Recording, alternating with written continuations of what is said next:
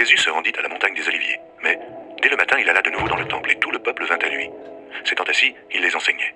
Alors les scribes et les pharisiens amenèrent une femme surprise en adultère. Et la plaçant au milieu du peuple, ils dirent à Jésus, « Maître, cette femme a été surprise en flagrant délit d'adultère. Moïse, dans la loi, nous a ordonné de lapider de telles femmes. Toi donc, que dis-tu » Il disait cela pour l'éprouver, afin de pouvoir l'accuser. Mais Jésus, s'étant baissé, écrivait, avec le doigt sur la terre. Comme il continuait à l'interroger, il se releva et leur dit, « Que celui de vous qui est sans péché, jette le premier la pierre contre elle. » Et s'étant de nouveau baissé, il écrivait sur la terre. Quand ils entendirent cela, accusés par leur conscience, ils se retirèrent, un à un, depuis les plus âgés jusqu'au dernier. Et Jésus resta seul avec la femme qui était là, au milieu. Alors, s'étant relevé, et ne voyant plus que la femme, Jésus dit, « Femme, où sont ceux qui t'accusaient? Personne ne t'a-t-il condamné ?» Elle répondit, « Non, Seigneur. » Et Jésus lui dit, « Je ne te condamne pas non plus. Va, et ne pêche plus. » Jésus leur parla de nouveau et dit, « Je suis la lumière du monde.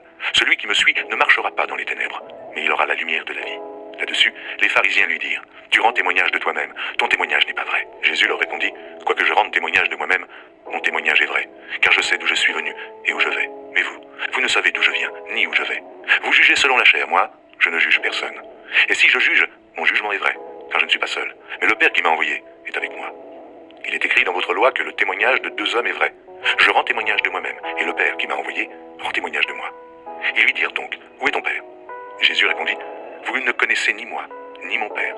Si vous me connaissiez, vous connaîtriez aussi mon Père. » Jésus dit ces paroles, enseignant dans le temple, au lieu où était le trésor. Et personne ne le saisit parce que son heure n'était pas encore venue. Jésus leur dit encore, « Je m'en vais, et vous me chercherez. Et vous mourrez dans votre péché, vous ne pouvez venir où je vais. » Sur quoi les Juifs dirent, « Se tuera-t-il lui-même, puisqu'il dit, vous ne pouvez venir où je vais ?» Et il leur dit, « Vous êtes d'en bas, moi je suis d'en haut. Vous êtes de ce monde, moi je ne suis pas de ce monde.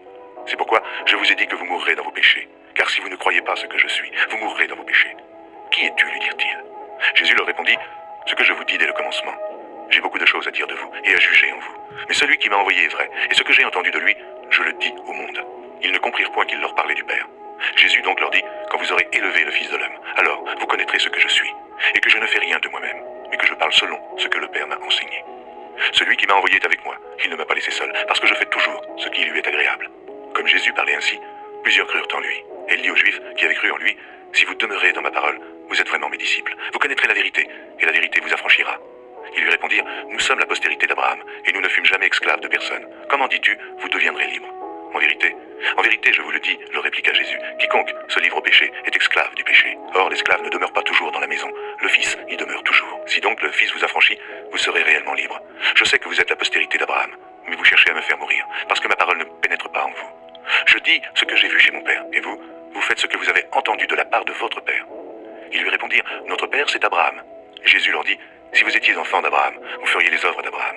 Mais maintenant, vous cherchez à me faire mourir. Moi qui vous ai dit la vérité, que j'ai entendue de Dieu. Cela, Abraham ne l'a point fait. Vous êtes les œuvres de votre Père. » Ils lui dirent, « Nous ne sommes pas des enfants illégitimes, nous avons un seul Père, Dieu. » Jésus leur dit, « Si Dieu était votre Père, vous m'aimeriez, car c'est de Dieu que je suis sorti et que je viens. Je ne suis pas venu de moi-même, mais c'est lui qui m'a envoyé. Pourquoi ne comprenez-vous pas mon langage? Parce que vous ne pouvez écouter ma parole.